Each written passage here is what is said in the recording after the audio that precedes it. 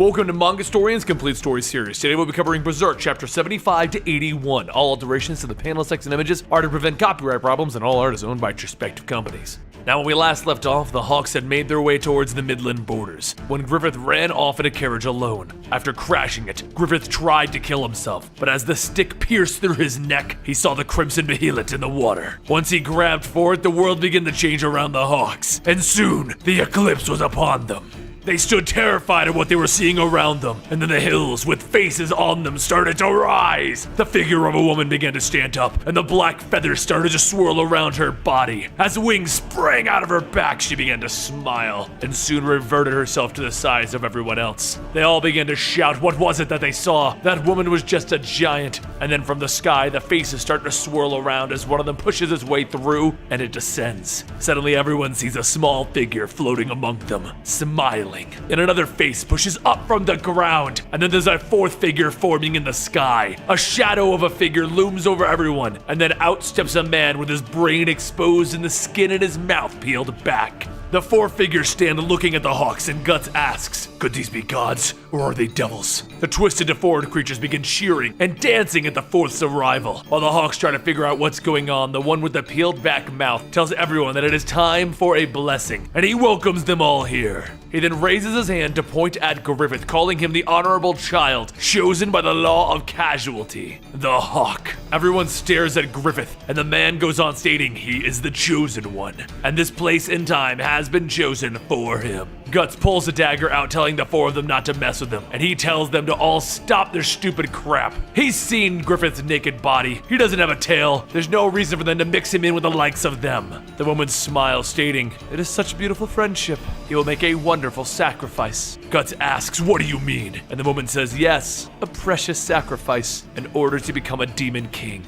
Everyone tries to understand what they just heard, and the floating man says that the moment that this man came across the behelit, he was qualified to become a demon king. Griffith looks down at his wrist, still holding on to the bleeding egg, and the floating man goes on to state that that is the behelit. It has summoned them here, including all of those that they see before them. Guts looks around, realizing that these creatures surrounding them, they're just like Zod and Waleed. The floating man then points at it, stating that it isn't an ordinary one as well, and the woman says that it is the only one that the guardian angels who can be reborn as God hand can wield. Griffith stares at it, and the woman goes on stating that they are all an important sacrifice for the angels' descent. Everyone looks around, and the creatures begin to lick their lips, and they open up their mouths. They move in to surround everyone, and everyone seems terrified to even move. Guts grits his teeth, asking if those monsters are going to change Griffith in exchange for their lives, and the woman tells him, this is a little different.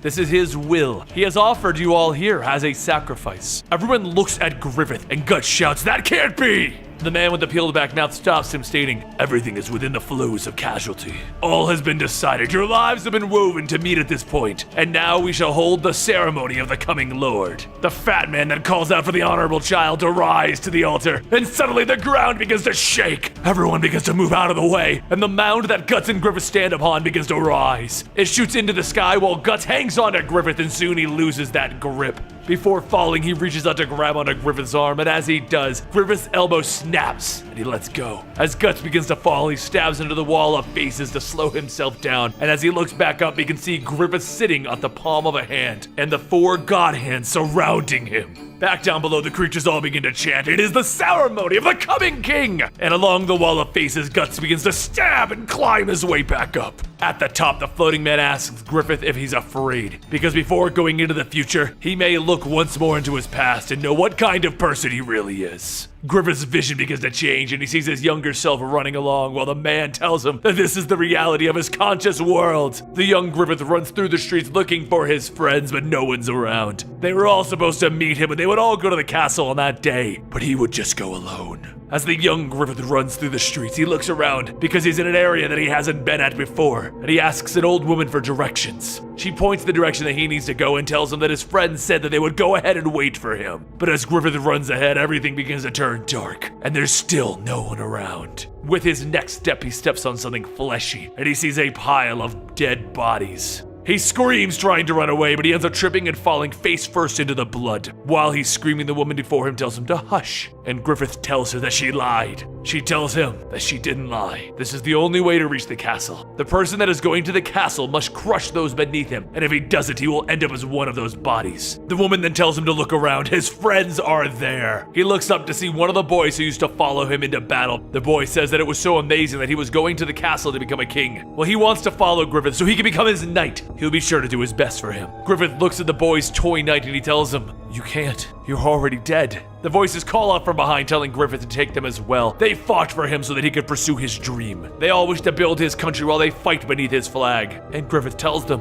that they can't. He can't bring them all there because they've all died. The woman then tells Griffith that he shouldn't say something like that to his friends. It's because he wanted to go to the castle that people followed him. So if he hadn't said those things, this wouldn't have happened this way. It's because of all of those dead bodies that he has even gotten this far. And if he wishes to charge farther towards the castle, he'll have to pile up more bodies. The woman goes on stating that if he wishes to return, he must not overthink it, or he will join his comrades' bodies next time. Griffith looks at his hands as they begin to rot away, and then he sees his body rotting away, and she begins to yell at him, telling him that if he was going to regret things, he shouldn't have come here. He could have just been satisfied looking for the castle. Then Griffith begins to tell himself that he knew what was going to happen. He knew the bodies that would follow him. A voice calls out asking if this was the path that he chose, that this was his dream, and Griffith looks over at Guts. The woman tells Griffith again that he needs to pile up those bodies. It's the only thing that he can do. He leans down, picking up the dead boy's body, telling himself that there's no point in regretting it now. He can't apologize for what he's done. No, he won't apologize. If he's going to apologize or feel regret, then everything that he's done up to this point would have been for nothing. So yes, he will pile those bodies higher and higher until he reaches the castle. Griffith then begins to see himself in the floating man's eyes, and he tells Griffith that yes, that is what he is. Griffith asks, "What is that illusion?" And the floating man tells him that it wasn't an illusion. It was the reality of his conscious world. So for him to aim for that castle in the sky, he will need to continue to pile up those bodies. He must walk over the thousands of bodies that were once his comrades, walk over the tens of thousands of bodies that were once his enemies, walk over all of them for his one true desire. The woman then points down towards the rest of the Hawks, stating, "Look at everyone down there. Even though they are terrified and filled with despair, they will forgive you and you shall live. So bury them. Bury them in the ruins of your dreams." The man with the peeled back mouth then holds his hands out, telling Griffith that all he needs to do now is make a single chant. He needs to state, "This I sacrifice," and he will receive the wings of jet black and be carried to heaven. While Griffith sits, Guts climbs his way, calling out to him, and Griffith looks down and smiles, stating yes. Among the thousands of comrades, the tens of thousands of enemies, only this man made him forget his dream. And with that final thought, Griffith says, "I sacrifice." The hands that they are standing on begin to close around Griffith, and the last thing that Guts sees is Griffith smiling.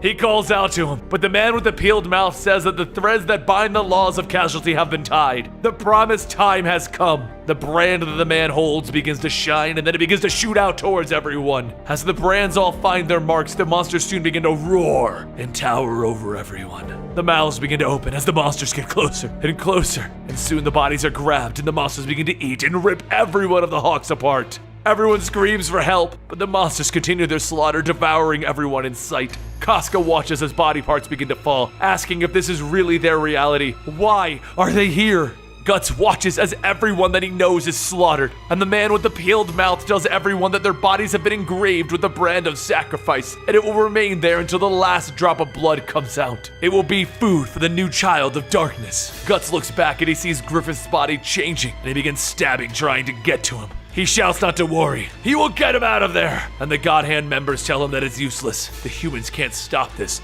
This is what he wished for. Guts shouts for them all to shut up, and he continues hacking away until his dagger breaks. He tells himself over and over that Griffith couldn't have said that. And then he falls to his knees, asking if this could really have been what he wished for. Off over on the ledge, the monsters begin crawling, making their way back up to the top of the hand, and Guts just turns and looks at them. The monsters begin chanting, "Sacrifice." Finally, Guts lets go of the wall, gritting his teeth. His face begins to turn to pure rage, and he charges forward with a broken dagger. But outside of the changed world, Rickard continues pushing on, telling himself that everyone is just over that hill. And as he reaches the top of the hill, his eyes widen as he looks up to see a swirling vortex before him. Rickard begins running towards the vortex, asking where is everyone. As he gets closer, the smoke begins to fade and he sees two people. Those two people are the Skull Knight and Zod. This is pretty much the epitome of shit hitting the fan in Berserk, but it's only gonna get worse from here, so if you've stuck around for this long, thank you. Every Friday we will continue this tale, because you need to know what happened with Griffith, Guts, and the Hawks. I hope you guys enjoyed. Don't forget to subscribe to this channel to get your Friday dose of Berserk, and I will see you next time right here, or you can follow us on Twitter at Mangastorian.